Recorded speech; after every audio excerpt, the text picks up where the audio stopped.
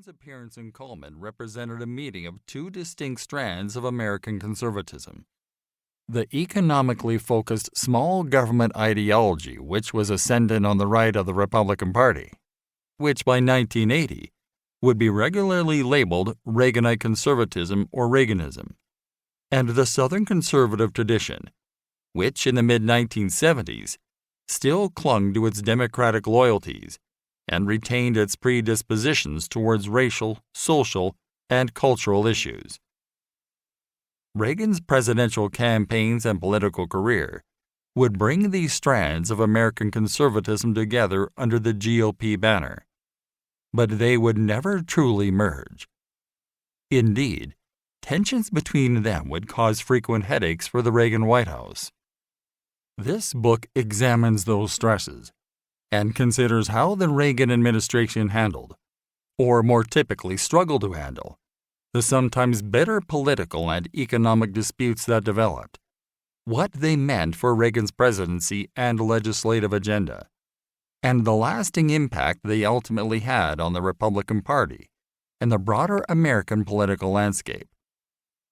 The differences between Reaganism and Southern conservatism were visible, even during Reagan's visit to Coleman in March 1975. The fact that he and Wallace were sharing a platform had prompted some in the South to hope that the two might unite for a conservative third-party campaign in 1976. Though Wallace appeared open to the idea, saying nothing is inconceivable, Reagan was quick to dismiss it at a press conference prior to his Chamber of Commerce speech. While claiming Wallace would be a formidable opponent for Republicans, he observed, "I never sensed that he had the same libertarian approach to government that I do." Reagan's response suggested he was acutely aware of the potential for friction between his own agenda and the economic and cultural instincts of conservative Southerners. Even before he reached the White House, Reagan blinded himself to the racial aspects of Southern conservatism that surfaced during his campaigns in the region, while his Southern supporters struggled to accept Reagan's more libertarian inclinations and displays of political pragmatism. Once he became president, his relationship with Southerners in the GOP, as well as those conservative Southern Democrats whom Reagan hoped to attract to the Republican Party, became more fractious as they determinedly pursued their own political priorities, even when they were at variance with Reagan's agenda. His emphasis on free markets, budget cutting, and supply-side tax cuts ran counter to Southern conservatives' determination to preserve regional industries and federal subsidies.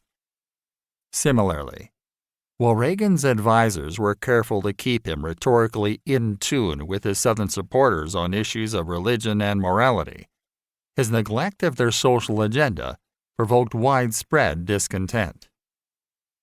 At times during Reagan's presidency, these tensions led to congressional battles between Reaganites and Southerners within the GOP, and at other times, to the emergence of cross-party Southern conservative alliances, which united to thwart the aims of the Reagan White House. As this book also illustrates, the difficulties faced by the Reagan administration in handling the demands of the conservative South foreshadowed the future direction of the Republican Party. Reagan's relationship with Southern conservatives was crucial to the South's conversion into a reliably Republican region, and concurrently, to the increasing Southernization of the GOP. A fault line developed in the party, which grew ever deeper after Reagan left office, and as the Republican grip on the white South tightened. Towards the end of the 20th century, Southern conservatives existed in an uneasy and sometimes turbulent alliance with Reaganites, who now formed the mainstream of the party. During the 2010s, Southern conservatives went on to form the core of an economically populist, culturally and racially conservative insurgency, which pushed the Republican Party in a more disruptive, anti-intellectual, and intolerant direction, increasingly focused on tapping into the insecurities and resentments of white voters. By examining the tensions and clashes between Reaganites and Southern conservatives during